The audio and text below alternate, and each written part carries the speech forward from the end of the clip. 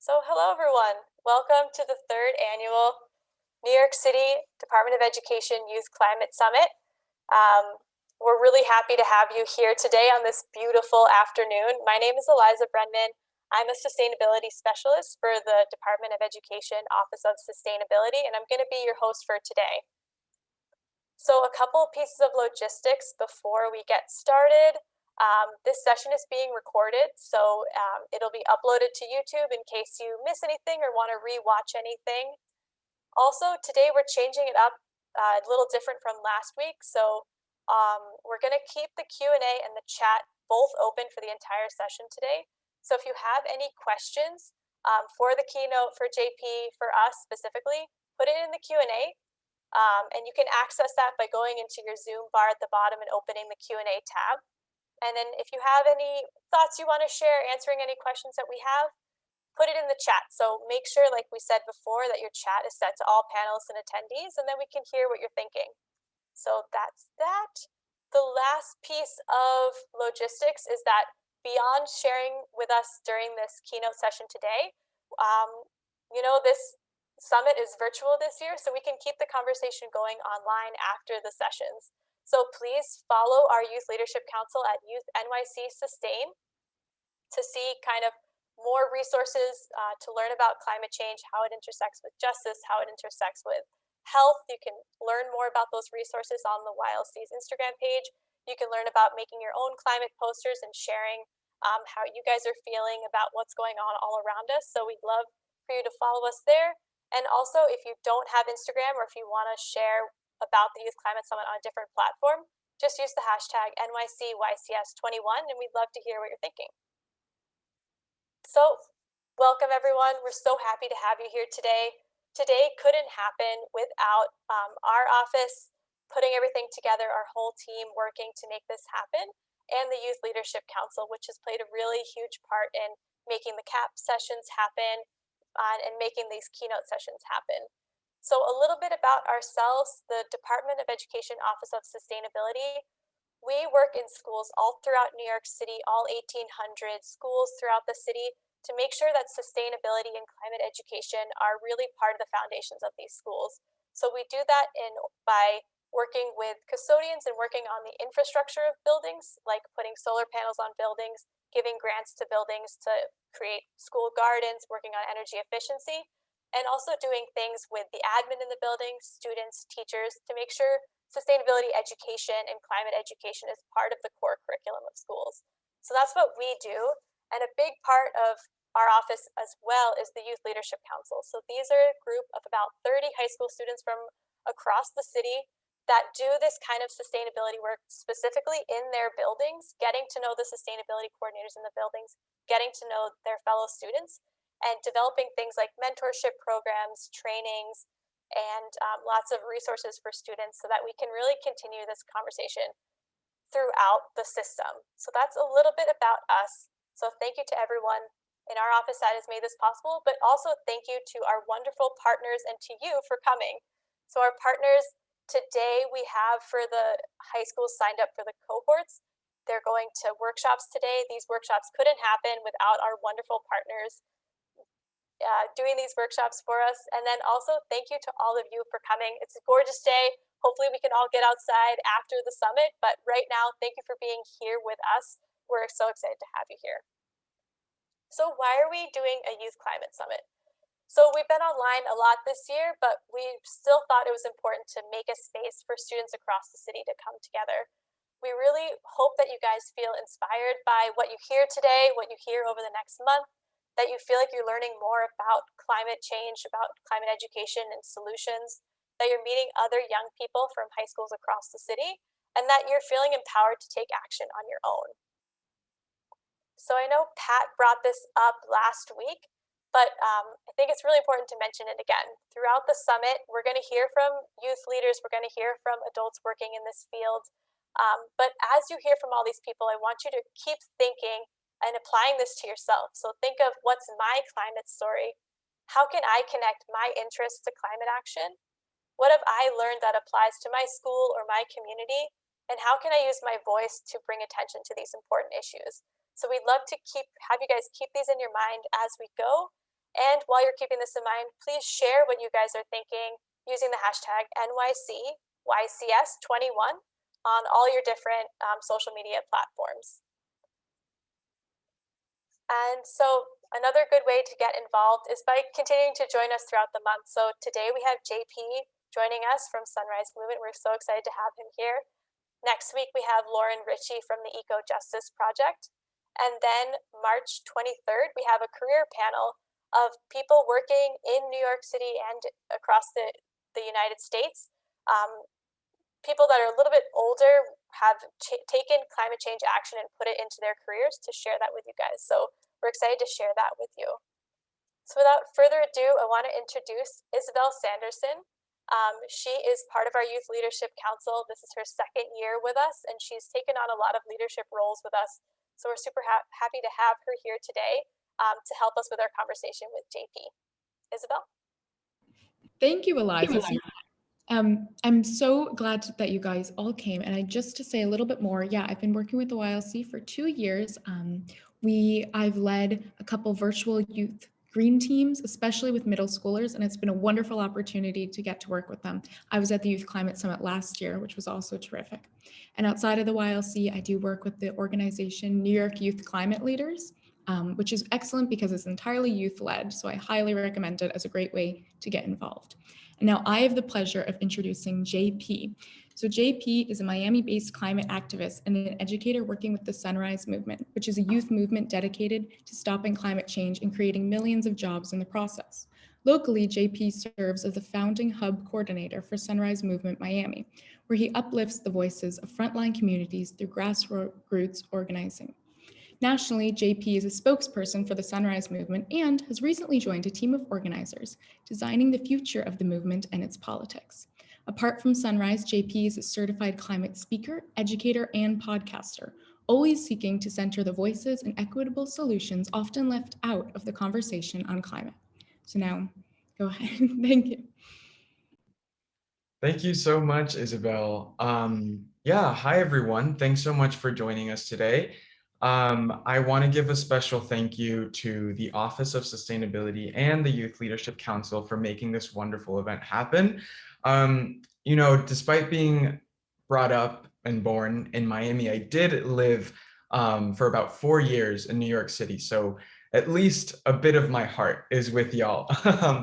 But yeah, thank you so much for welcoming me. I'm just going to give you a bit of a talk today as to why I do what I do and why I'm not special in what I do and why all of us can do amazing things to launch us out of the crises that we seem to be facing right now. So I'm going to just put up a slide real quick. And just because it has pretty pictures and may give you a bit of an orientation. So let me get that up real quick. Right here. Great. So yeah, as I said, I am JP. I work with a variety of different groups, all tackling climate change. My recent role and where I'm speaking to you now is from the Sunrise Movement, where I'm a spokesperson and someone who's developing the national strategy for the Sunrise Movement for the next 3 to 5 years, meaning let's map out all of the political climate that we're in right now and identify where it is that we need to build an army of young people and where we need to deeply invest in leadership in order to win our wildest dreams of how we could solve the climate crisis. So here are just a few pictures of like me doing my stuff. But I want to start off, I'm going to take this off screen now just so we can, so you can see me and so I can talk to you a bit. At Sunrise, one of the most grounding things that we do, and one of the things that I'm also really happy that there's a centered focus here on, is telling stories. Telling stories are opportunities in which create opportunities in which we can see different parts of ourselves and convey ideas that otherwise might not be able to be conveyed. And when we talk about climate, we're talking about a deep respect for science, right? And we often talk about it from that point of view. But there's a very human aspect to the climate crisis as well. When we're fighting to save our planet, we're also fighting to save the people and places we love. And I'm going to tell you a bit of a story of how I launched into this, because everyone has their own climate story, right? So I grew up deeply in love with the world around me. My grandparents are from Colombia, and I used to spend every summer with them. My grandmother, she's a descendant of the indigenous people of Colombia, and she met my grandfather, and they fell in love, and they were always like the closest knit couple and family structure in my life that I loved. And my grandma really had a big influence on me. When I was a kid, I remember whenever I was sick, she'd, you know, whip up the medicines that past generations of her parents and grandparents had taught her, and would pick herbs for me to drink as tea or to breathe in. And I just remember feeling so much better and just having this deep love of the environment because of her. And I always found my place of comfort in the natural world because of her and because of that influence that she had had on me. And growing up in Miami, the place that I call home, nothing changed. I was deeply in love with the environment around me in Miami, which is one that is beautiful, and we have mangrove forests that I really loved. By the way, they can like sequester crazy amounts of carbon, even more than like some rainforests. And I was big into science, and I was big into climate science. And I really thought that after high school, I would go to college, major in environmental chemistry, and then do some cool climate stuff with mangrove forests. But all of that changed, and it changed in my sophomore year. In the midst of my sophomore year, we heard the news of this storm called Hurricane Irma that was brewing at in the Atlantic. And Irma intensified overnight to a Category 5 storm, with my home in the midst of its warpath, right in the middle. And I remember feeling an apocalyptic sense that came with this storm. And it was a storm that we'd never seen before. I remember from all of the climate studying that I'd done that this storm was deeply interlocked, and the intensification of such storms are due to climate change. But in that moment, that was like the last thing I was thinking about, right? I was thinking of how I'd be safe. So in that moment, when we heard about that news, we were told to evacuate. And my mom and I gathered some stuff in the pantry and in our closet and went off to the home of a more affluent friend with more resources and more safety, just a few miles away. So we waited out the storm there, and thankfully, it changed its trajectory and merely brushed over Miami. But when I started going back home, I realized in the midst of that the folks who are less cared for in our economy and in our government, Black communities and Latino communities and under-resourced communities, the ones who actually have the least amount of blame to the climate crisis were the ones that were feeling the effects of the climate, not only the worst, but first, too.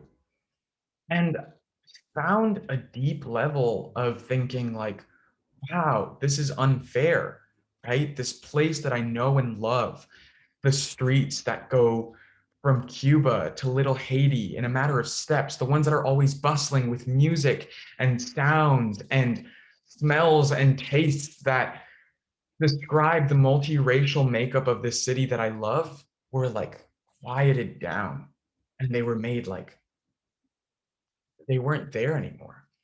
And I saw a certain sense of pain that overcame communities as, tree branches and cars were toppled and people were stressed out thinking of how to rebuild. In across the US, many families can't afford an over $400 out-of-pocket expense in the face of an emergency. And here we were in the midst of rubble, thinking of how we would build back. And that was deeply personal for me, and very intense and incredibly politicizing. And I thought, wow, who's going to care about us? And I didn't know how to answer that. And I felt really sad and helpless and powerless. But at the same time, I looked up and I saw something that was beautiful. And I saw around me in those streets that I know and love, people across race and across class and across nationality, taking deep care of each other, rebuilding their homes, taking care of each other's kids, feeding each other. And I found this deep sense of love in the community for reconstruction that was incredibly hopeful. And that always stuck with me. So anyways, 2 weeks later, we go back into school, school's in session. I just kind of go back to normal, right? With this like weird thing about the climate crisis and this storm just always being in the back of my head. And one day in class, this was in October of 2018. I remember it really well. This was in my junior year at this point, the beginning of junior year. The United Nations Intergovernmental Body on Climate Change, the IPCC, as it's called, which is the world's governing body on climate change, released a report that said that we had 12 years left to take serious, bold, and fundamental action on the climate, unless, and if we don't, we would face catastrophic and irreversible damages to our climate system. That's a huge headline. But beyond being a huge headline in the ways that we can't really understand on a global basis, I knew what that meant for my community. I knew that that would mean that there would be more moments of destruction and pain and rebuilding and constant fear in the face of this. And that as we stood in the rubble as a community trying to rebuild and trying to make life better for us, at the same time, there were a handful of people that didn't have our best interests in mind and were okay with pummeling and polluting and circumventing democracy for the sake of their profits, and that my people were disposable. And I wasn't okay with that. And I knew that I wanted to do something, but I didn't know what. And around that time, I remember Greta Thunberg and the movement that she started inspiring in Europe was taking off. And I looked at it from a lens of hope, but also from a lens of urgency, where I really wanted that sort of movement to come down to Miami and speak for and with my people, but it wasn't happening anytime soon. And I was kind of frustrated and annoyed by it, because I knew that the racial makeup of and the stories that were being spoken about in Europe weren't the stories that were happening here. And why would I wait for someone to come do it here and speak for us? So I thought maybe our community should be speaking. I didn't know what that was going to look like. So I remembered and I looked back at the time when we had massive walkouts throughout the whole country as March for Our Lives was springing up into action. And students were talking about that fear that they felt of not being safe in their classrooms and how they were going to take action against what was politically normal in order to have some safety over their lives and their futures. And I was inspired by that. And I thought to myself, what would it take for action to happen at my school? And so I started planning a walkout, and I didn't know what that would look like. I didn't know what I was doing really, but I did it. And I began planning this anonymously. And the day it happened, the day that it was due, I thought to myself, oh man, it's going to be really awkward if I'm the only person to walk out of school, and I'll probably get in big trouble. But to my surprise, walking out with that megaphone and the sign, 400 students and staff walked out with me. And as I stood in front of that crowd, looking at people I knew and people I didn't know and teachers I love, I thought, wow, this is a new sense of power untapped in me that I never have felt before. And I was hooked on it. And for the first time, I was organizing, and I continued since. And I started reaching out to folks of my community who felt this same passion, felt this same drive, and began organizing with them. And that's what brought me into the current space that I'm in now, right? Where I am an organizer. But how did I get all the way here? Well, I know we're in the midst of a pandemic and crises that seem like we really want to get out of them. And there's a bit of perspective to actually shed on here. I remember when I got involved with Sunrise Movement, I wanted to take action, but I didn't know how. And a friend of mine told me about a summit that was happening in DC. And I decided to go. And oh my goodness, was it a ride. For a weekend-long retreat, we were hooked onto trainings and meals and conversations, and then an action where we stood in the lobby of the Capitol building and dropped signs and sang loud. And at that moment, as I saw this mass of young people singing and participating in civil disobedience and giving up their temporary freedom to fight for a better world, I found again this sense of power that was untapped. And for the first time in my life, I felt the courage and the vision to believe that we could actually win. So when I came back home after that training, I was hooked. And I gathered a group of my friends and was ready to teach them everything that I learned at that training. And we envisioned the Miami that we could create and the Miami that we could inherit. And we planned actions targeting our members of Congress and local officials and dreamt of what it could mean to win. And in the midst of this high, crisis hit. And crisis hit in the form of a global pandemic. It felt like the cards were stacked against us and that our dreams were crushed. And there was no classroom after school for planning, no community to sustain us. These bustling dreams that we once had were made super quiet, and we felt isolated and powerless in those first few weeks of quarantine.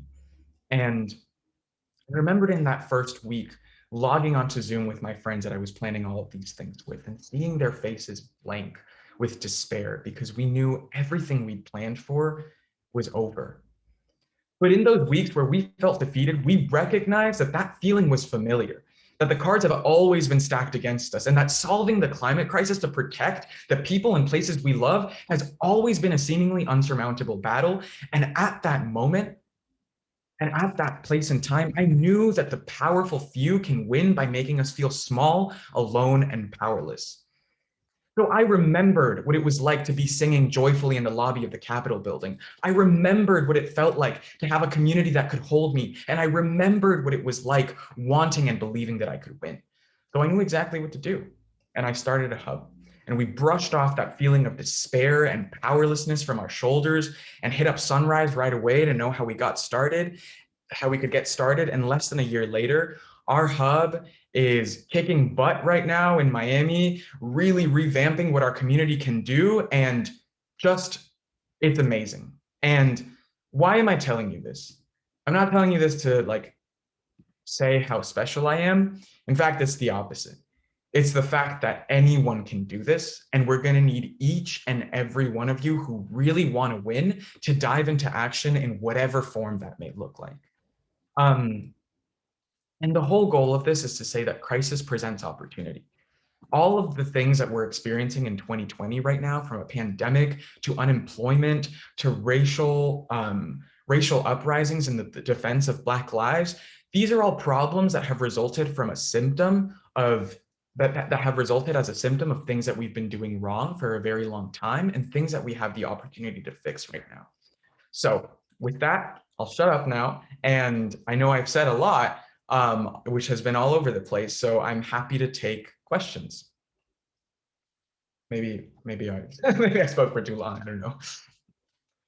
Okay, so we have some excellent questions that were coming in the Q&A. We'll just start with one from Kathleen Karate. She says, I know Miami is having sunny day flooding now. Do other residents of Miami have the same perspective as you? Do they also think that this is a pressing issue regarding the climate crisis? Totally. So in Miami, we face a lot of flooding on sunny days, right? And that has to do with the rising of sea levels, but also the fact that Miami's built on a bed of rock that's porous, meaning that it has lots of little holes. It's built like a sponge. And as the sea levels start rising, they don't only rise on top of the land, but they come from underneath as well. And the reason that a lot of folks are concerned about this is because we have wells underground, and that can contaminate our drinking water. And when our drinking water is contaminated, it becomes a luxury that only some people can afford. When we think about flooding too, we're talking about residents in predominantly Black communities like Little Haiti that are on high ground. And we're talking about developers who are seeing those rising seas, and they're encroaching upon these communities and driving them out into more vulnerable areas. So it's really a social justice issue that is combined with the form of the climate crisis. And it creates this big paradigm or this big page that we need to focus on when we're tackling climate change from a standpoint of justice. So the constituency or the people that are really concerned about the climate crisis and flooding to that point in Miami is vast. And it's a problem that we recognize as an existential one. Excellent. Okay, just one more question. Yeah. Yeah, let me just make an announcement real quick for the high schoolers that are in the cohorts that need to head out to the workshops. you have a couple more minutes, so let's ask those couple more questions, but then you should be heading off to your workshops right after this. So, Isabelle? All right, one just last question from Flora S. Were there any moments when you completely lost the hope that you could solve the environmental crisis or that the government would listen to you? And how did you overcome those moments? Well, a big part of organizing is intentional relationship building. And the key to all of this is that we can't do it alone. And there have been moments where I felt burnt out, especially when I've lost campaigns or stuff before, where I've been like, wow, this is really hard. Am I really the best person to do it? And then I realized, wait, I'm not doing this by myself. And there's a load of people that I'm responsible to and really want to do this with me.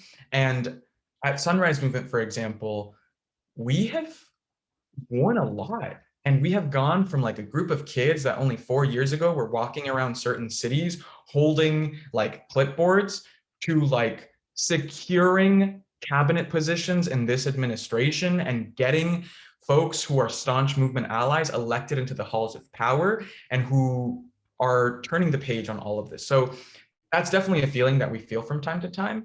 But knowing that you're not alone in all of this and really getting hooked onto what collective power is like is what keeps me going and helps me overcome that feeling. Awesome. So I think the high schoolers that are enrolled in the workshops, if you guys could hop off now and start heading to those workshop sessions, that would be awesome. Maybe Isabelle, could we have one more question? For sure. Okay, I think Elisa Levy has a really excellent question, which is just that, can you provide suggestions for what to do as an individual? So I suppose if you're not in an organization, what can you do to reduce waste and minimize our carbon footprint? She says, oh, sorry, she says she cares about climate change, but still ends up purchasing plastic toys for my kid or accepting free t-shirts, all things that contribute to climate change. How can we change our everyday actions? Well, that's a really good question. And I think that it boils down to what is at the root of the problem, right? And when we talk about individual solutions, they do a really good job at changing our attitudes around consumption.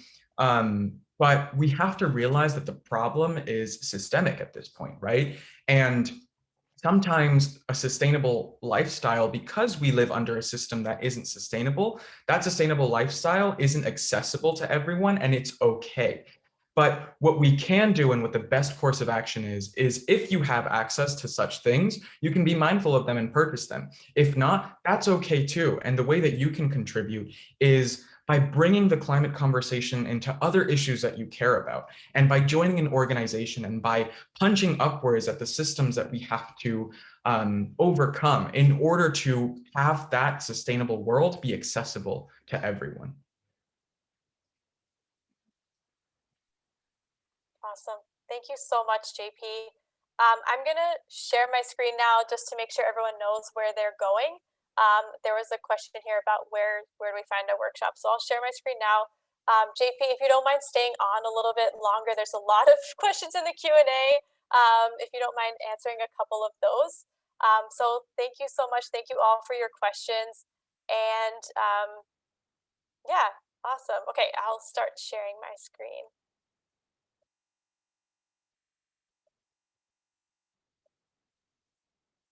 So everybody, all the high schoolers that are signed up for the workshops, please start heading over to your workshop rooms. They are all sent out in an email to your teachers. So if you could hop on over there, that would be great. Sorry, let me just get to the slide. So also, if you are having any issues getting to your workshop, please head over to the tech room. There's a room in case you can't find the link to your workshop, etc. You can head over here. Thad, if you could put that in the chat, that would be amazing. So remember, as we keep going across the month, think of your climate story. We just heard JP's, which is amazing, very inspirational. Think about yours. Think about what inspires you to get involved and how you can link your own personal interest in getting involved. And also, even if you're not going to the workshops and the CAP sessions after this, you can still get involved. Check out our resources at our website, so NYC YCS 21 resources. You can make a climate poster and really show us visually what inspires you to take climate action, and we'll be sharing those on a gallery walk on the 23rd. And you can fill out your own climate action plan, even if you're not going to be going to the climate action planning sessions after this. Other ways to get involved, we have green team trainings coming up and a Climate 101 training coming up in the next couple weeks. These are mainly for educators, but encourage your teachers to come join us so that they can spread the message to you too. And next week we have Lauren Ritchie joining us from the Eco Justice Project to talk about her path, her climate stories. So we're super excited for that too. And yeah, thank you all so much for joining us today. I'm going to stop sharing, but I'll stay on here a little bit longer to answer your questions. But yeah, thanks to everybody and have a lovely day. Enjoy the workshops, enjoy the climate action planning sessions, and then after that, head out and enjoy the sunshine. So thank you all so much. And if you have questions, please put them in the chat or let us know.